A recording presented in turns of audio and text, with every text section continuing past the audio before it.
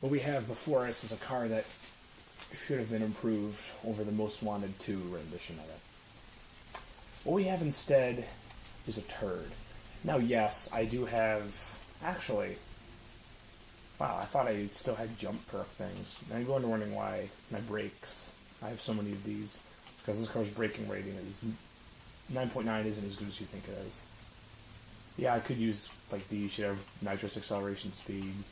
So does this. But for me, the biggest problem with this car isn't the handling, isn't the speed. It's obviously it's not going to be as quick as other cars, as we can already see. I mean, I'm not going to gain 0.50 0 to 60 time, and my 0 to 100 or quarter mile time isn't going to drop that much, even if I had all nitrous acceleration parts. What you see with this car, this is a very strange way to drive. Show you the parts before I forget. Now, up to a certain point of speed, this car actually handles okay. Now, watch the speedometer. I'm going... Alright, yeah, so see how this is a little hesitant to brake to drift? I'm going 140 to 150. It doesn't get better with speed. Look at this. That's a lot of understeer. This is getting there with the Fox body Mustang. Brakes are, I mean, they're okay. I mean, it doesn't stop on the dime like my Z28 does, despite having an equivalent braking rating, or almost. Yeah, this is weird. I'm trying to find the point of where this car's handling starts to fall to crap. It feels okay at around 120, but... Yeah, right around 140 is where things go bad. See, like here, it's not bad at all. See how it brakes to drift really nicely? I mean, still not as good as my Z28 or my Corvette Z06 ZR1 hybrid, but... And now... see how it doesn't like to handle some of these bumps? This is really weird. Now, if this car had jump perks or jump on its double and triple stack cards, I can understand that. And yeah, definitely above. I think 143 to 145 and above is the cutoff point, because now, yeah, you really start seeing the under. I mean, it just feels. Oh God, it just doesn't want to turn in as much. Now, this is okay if you're just goofing around in single player, but oh God, for what you spend on to get this car to this point, I think I spent well over 70 parts tokens. Oh yeah. See a little bit of it right there. Now, I don't need a car to have so little understeer that it's really sketchy to drive, like the '69 Charger, but this is not a good car. It sounds good and it looks good. I like the late site. I mean, if this was one model year newer, or if this was actually no, if this was a 79 to 81, I would like the cars more. I'm not the biggest fan of this front clip, but that's wholly irrelevant to the whole Trans Am driving experience in NFS Payback. I mean, this thing is bad. See, I didn't even get any points for drifting there. My Dodge Challenger has better brake to drift than this piece of shit does. How is that possible? And I say, okay, fine, horsecock. I mean, there's got to be some other redeeming feature with this car. Yeah, it has top speed. Slightly. And I think that even without really building it for top speed, this thing goes like 230-something on paper, or 235. I don't remember exactly what it was, but it was north of 230, which means with nitrous, you can probably crack 240 easily. But all of that is wasted because good luck getting the car to turn at that speed. Good luck getting the car to turn above 143 miles per hour or so. What a stupid car. I mean, and the fact that this was an opportunity to really make up for how terrible previous renditions of this car were. Because I'm sure some of you remember this car from Most Wanted 2. It handled really, really well, but it was extremely slow. And so unless it was paired against everyday class cars with comparable performance, it really wasn't worth driving. You're better off, if you want to have a car that handles well and that's still somewhat sturdy, I mean, you're better off having a Mustang Boss 302 or a Cobra 427 or something. I mean, ugh. But instead of making this car better across the board, like they did with the Challenger SRT8 from Most Wanted 2, Ghost decided to make it faster, a lot faster, by virtue of it being able to get upgraded to 399 performance, but even then I put an asterisk there. Nice understeer. Some of that was on me, but most of that was the car. Stop Oh my God. Wait, how did the Charger die?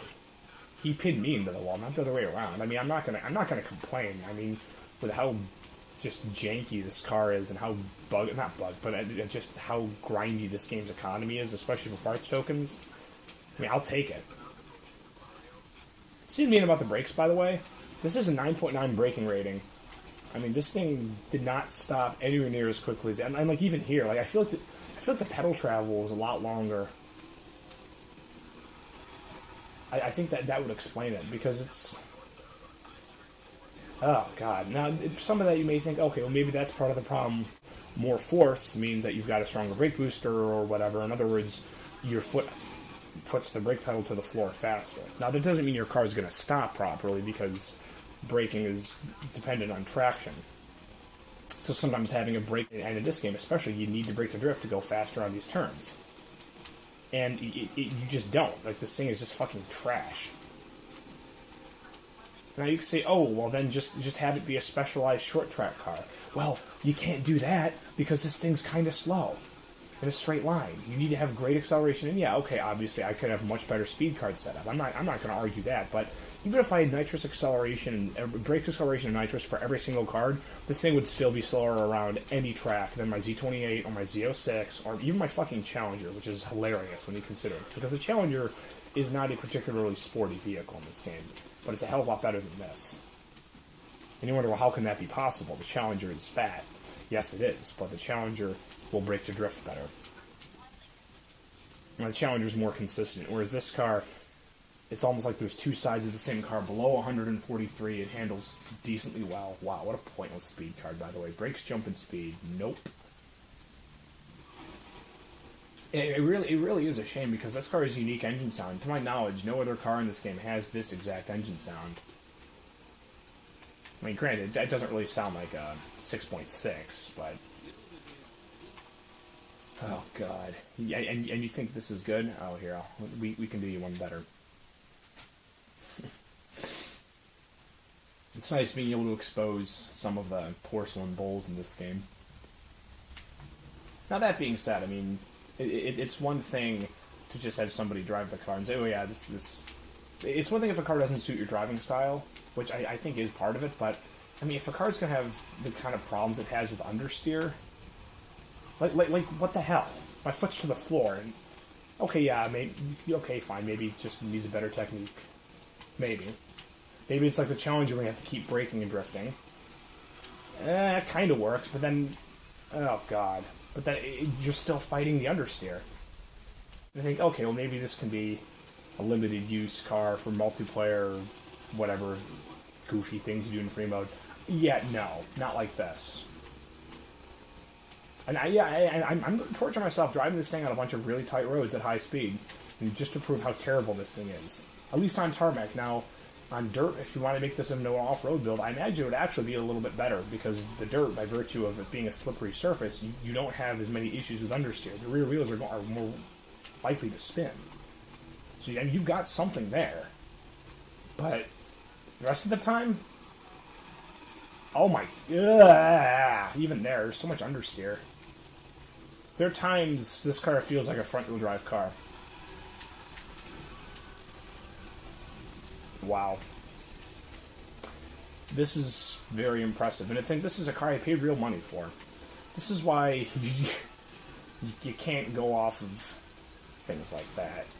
Oh, nope, okay, yeah, no, this thing, I'm actually not trying to drive like an idiot here. I mean, I'm not the fastest driver ever, but I'm definitely above average, and this thing is just fucking terrible.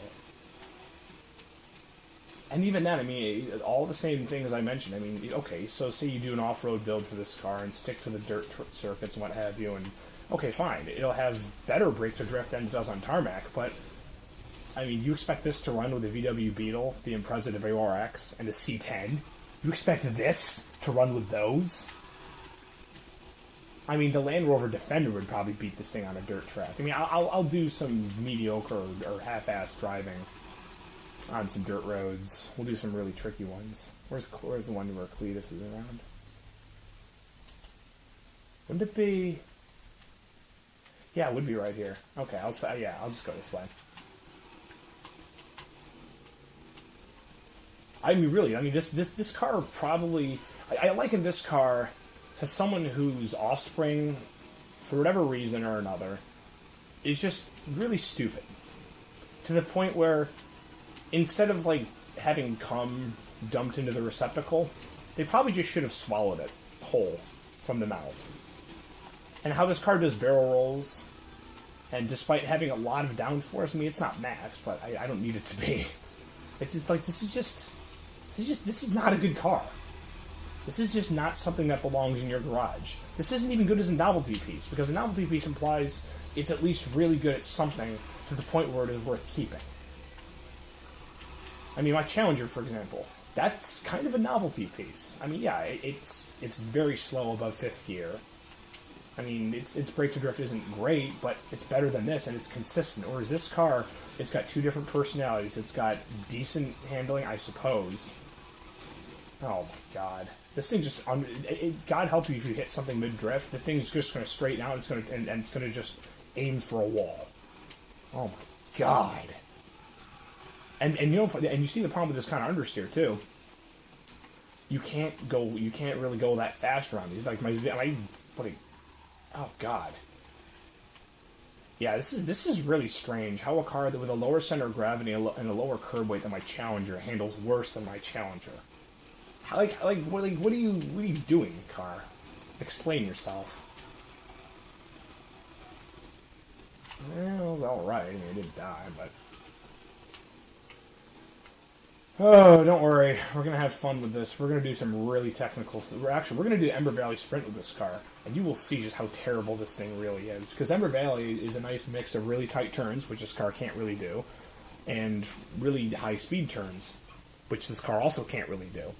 So, it's... Oh, that's nice. Thanks for letting me know my car was being able to teleport through things, Ghost.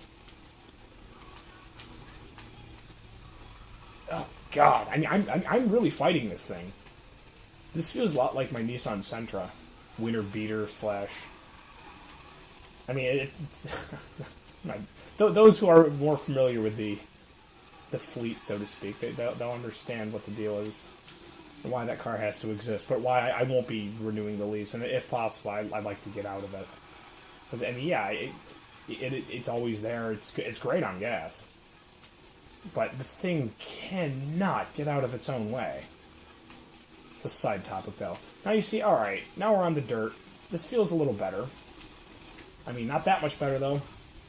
Now, yeah, a fair amount of these moments or foibles you can pin on me just not doing a lot of off-road races, not being good at it. Okay, fine. But don't think for a second that this car is helping me.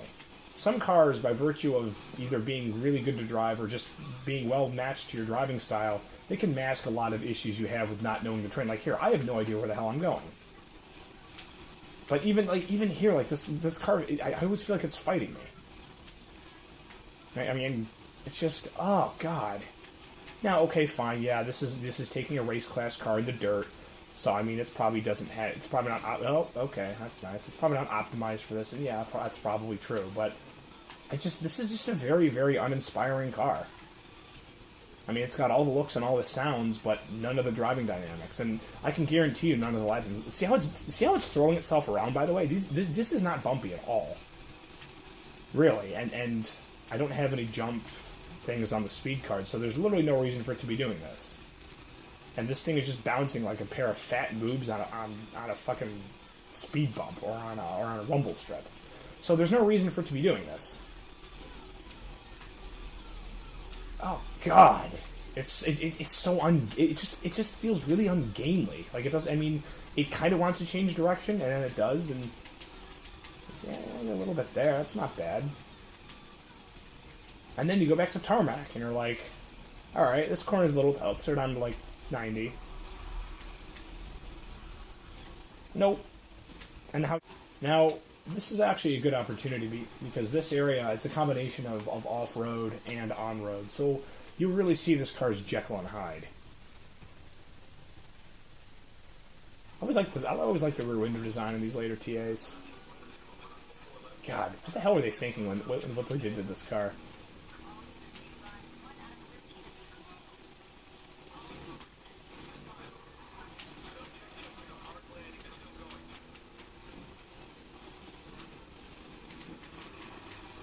See, it's not bad below 143 or so. But then, oh man, this thing really, really, really starts to suck after.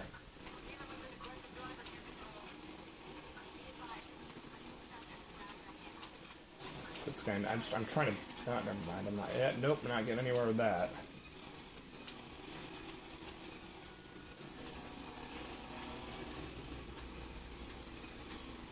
I vaguely remember this road. I don't know it that well, but I know it enough that I probably won't crash more than twice here.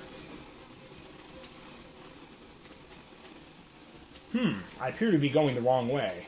Let us attempt to do a wide U-turn, redneck style. Like how it's just over-revving and just like farting all the time. Wow. What exactly are these Chargers doing behind me here? How are you being outrun by a TA? Granted, it is on dirt, so it is a little bit better than it is on tarmac overall. But I mean, come on, this is not an immersive, challenging pursuit experience. Or perhaps, you know what, I actually know why this is happening, and this is a true Trans Am fact. Now, normally I played almost every game on the highest difficulty. Oh no, with this game, because of how terrible this car is and how underwhelming it is, and perhaps because Ghost feels bad about you wasting a small sum of money on this car, they actually will reduce the difficulty to easy for you. In a vain attempt of increasing your odds of winning at events. Of course, this doesn't apply to multiplayer. I mean, people aren't going to take pity on you for driving this car. I don't expect it either.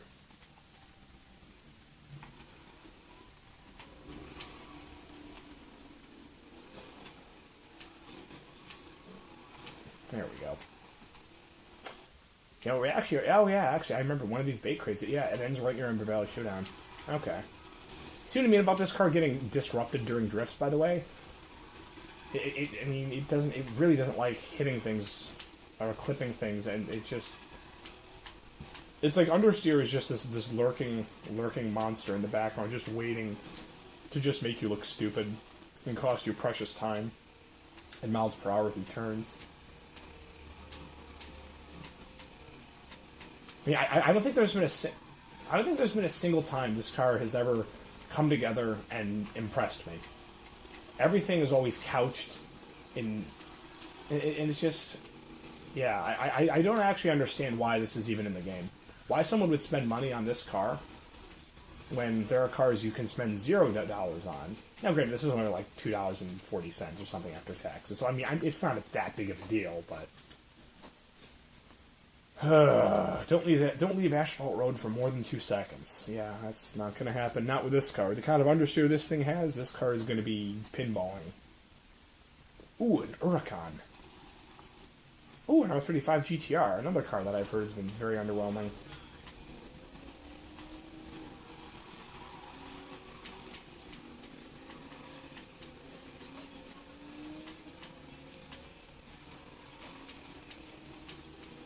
I really like this track. It's one of the penultimate, really, for me, test track. And one of the only sprint races I like. It's like 3 or 4 tracks I will actually drive on a lot in this game. This is one of them. Because as I was telling one of my friends, there's some understeer there. This track tests everything.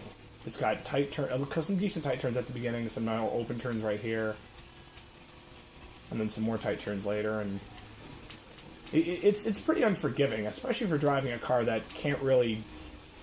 Yeah, that's all that needs to be said about that.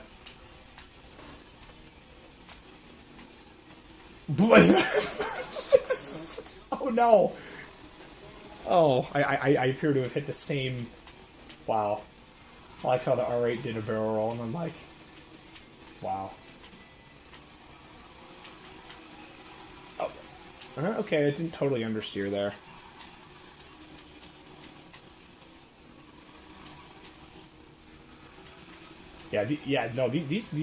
See, these corner speeds are really not that high.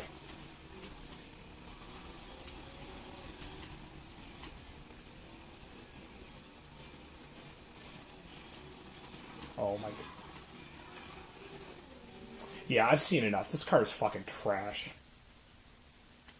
I'd sooner take a blowtorch to my ball sack. Wow. Yep. Thanks for really helping me recoup my losses, game. Never forget in this game that you are a lamb headed to the slaughter. Now, yes, I know this car has a decent speed card setup. I mean, nitrous acceleration. That's what this car needs because it's slow, and because it's slow, you're going to be needing a lot of nitrous. That's my standard build though: 3 Chidori, 3 Outlaw, and then just go nitrous acceleration and whatever. But every card's got to have nitrous and acceleration at the very least. Now, you've seen what happens when the TA tries to do Ember Valley Circuit. Or Ember Valley Sprint, I should say. It's not a circuit race. Now, this car, okay, it's not great. I'll be the first one to say it, but the fact that this car will brake to drift better than the TA is unreal. I would have expected this to not be the case at all. Yeah, this thing's still a little docile at times, and yeah, it's got a fair amount of understeer, but it's not to the degree where it gets in your way and just makes it impossible to pull off good things and win. This car, it's still probably a GIMP. I mean, it's very consistent. I mean, and at least with this car, after driving it a fair amount, that, yeah, it's not amazing. It's going to have more understeer than, say, a Z28. It's not going to be as quick in a straight line as a ZR1. But, I mean, I'm actually keeping up with these guys. I mean, I'm not dominating or nothing, but what a difference having a car that actually somewhat decently brakes to drift as opposed to, it's incredible the things you get used to not having when you drive the TA. Absolutely, you turn into sheep dung. That's not on the car. That's on me not knowing the track. But even then, notice how I was still able to brake to drift a little bit before I caught air there. Don't hit that wall. It's ass rape central. Yeah, see, I am fighting this car a little bit here, but see how it at least gives you time to recover? Yeah, I mean, this thing still kind of struggles into tighter turns by virtue of being very fat, like the typical American, etc., etc. But at least this has something. I mean, this has enough power in reserve that at least until top of 5th gear or so, I can kind of keep up with things. Look at that. I mean, yeah, okay, that wasn't that good either, but oh god, the fact that when a Challenger feels nimble compared to whatever you were driving, what the fuck, game? How is that even possible? I mean, how unwieldy and just terrible is your previous car? I've not driven on this track in a long time. Now, okay, fine, you say that the TA should have been driven a lot better. Yeah, it probably should have been. But don't think for a second that better track knowledge would have made the TA's propensity to understeer and prolapse all over the road go away. That's not how it works, man. All that would do is have me set up slightly better and, in fact, go a lot slower on a lot of the turns because I know for a fact that if I go too fast, the car is just going to immediately go into understeer. Death. Oh, here's a fun one. That's what she said. Come on. Yes! Suck my nitrous, bitch.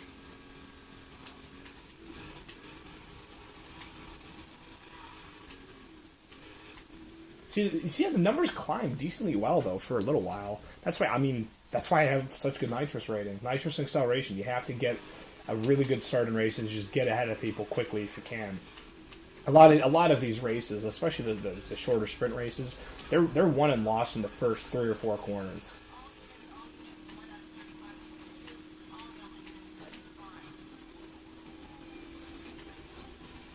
I always try to pin these guys into telephone poles. Makes me laugh, but come on, one of you is going to hit something here. Oh, or you conduct me into a traffic car. Yeah, okay.